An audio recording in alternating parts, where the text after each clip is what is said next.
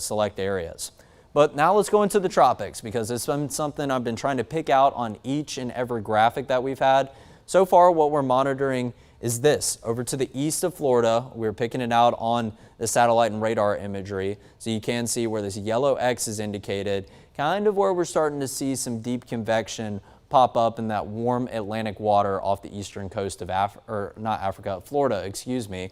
And now we go over the peninsula of Florida, and then this is the shaded area that we are continuing to monitor, which does correlate with that climate prediction that I was telling you about last week. The northern Gulf is going to be an area that we need to monitor past that whole week time frame, and now we are past that and we're getting into this week. So we have some chances of potential development with this as it does cross over the peninsula of Florida into that warm northern sector of the Gulf. So areas like the panhandle of Florida and getting into the Gulf Coast of Alabama, Mississippi, and Louisiana, those areas look like they're going to get an influx of rain chances, more moisture and better rain chances associated with whatever it does or does not try to organize associated with this tropical system.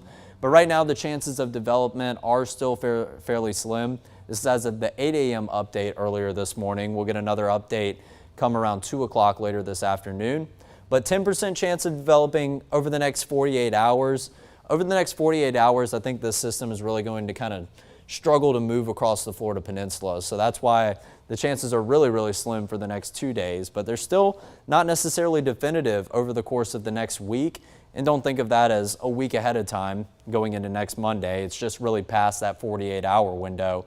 But there are some slightly better chances of that happening towards the end of this week into the weekend, and I think that would definitely be the time frame if something were to potentially develop down there.